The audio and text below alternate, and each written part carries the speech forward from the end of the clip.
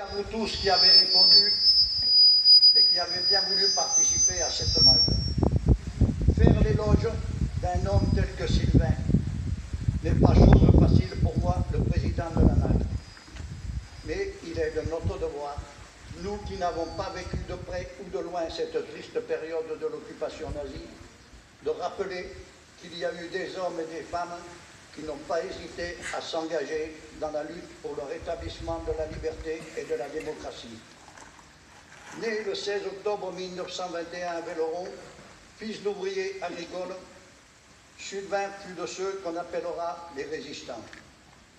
Dès la déclaration de guerre, après la débâcle des armées françaises et la capitulation de Pétain, il réagit en refusant de chanter l'hymne à la gloire de celui qui avait trahi notre pays, ce qui lui avait valu le titre de triste individu, placé sous la surveillance de la gendarmerie locale.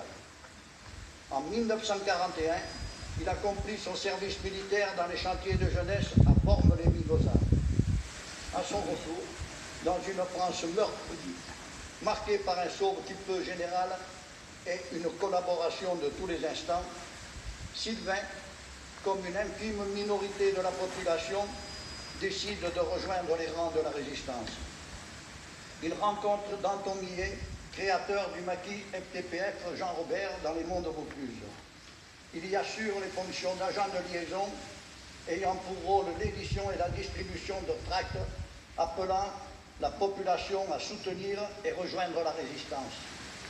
Ravitaillement des maquis en nourriture et vêtements, accompagnement de volontaires au maquis, réfractaires au STO et désireux de s'engager.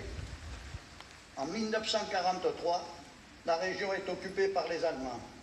Il participe alors à divers sabotages afin de retarder l'acheminement des troupes nazies sur les voies ferrées, avec notamment la destruction du pont de la Sorgue et de 2 passerelles à Velleron, pour laquelle il avait plaisir de commenter les péripéties lors de ses témoignages.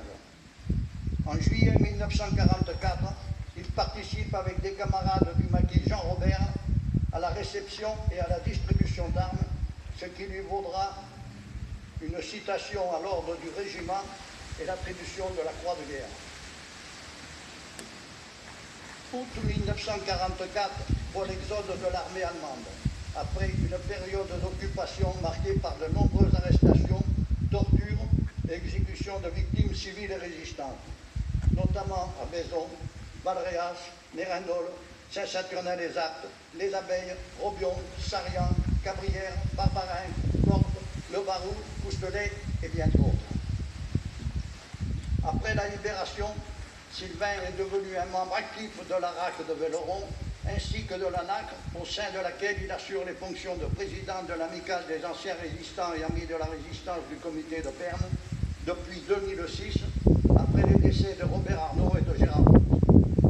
Il participe également à de nombreux témoignages dans les établissements scolaires et auprès de la population. Titulaire de la médaille d'honneur de la ville de Velleron, dans laquelle il est profondément estimé, et son témoignage, 70 ans après la fin de la Deuxième Guerre mondiale qui ensanglanta l'Europe et le monde, élaboré par les amis du vieux Velleron, restera un point de rencontre avec Sylvain, ce pacifiste ardent défenseur de la liberté. Qu'il me soit permis, à la fin de cet hommage à Sylvain Meyer, de revenir sur le refus de la présidence de la République à notre demande de lui attribuer la Légion d'honneur. Sylvain, profondément marqué physiquement ces derniers jours par les conséquences de l'inéluctable vieillissement, n'avait de cesse de me demander où en était notre demande de la Légion d'honneur. Il me précisait toujours « Oui, j'y tiens, pas pour moi, je suis au bout du rouleau. Vous mettrez ma médaille au musée de Pernes. » Sylvain, tu nous as quittés sans bruit, modestement, comme tu as toujours vécu. Honte à ceux qui l'ont privé de la plus grande joie que tu aurais pu connaître dans ta vie. Mais rassure-toi, il nous reste le souvenir de ton courage, ta gentillesse, ta passion pour la paix et le bonheur, et cela vaut bien une médaille. À Estelle, ton épouse, qui va être bien seule maintenant, à tes petits-enfants, à toute ta famille, nous présentons nos sincères condoléances et les assurons de tout notre soutien. Adieu Sylvain, repose en paix pour cette paix que tu as tant désirée. Merci.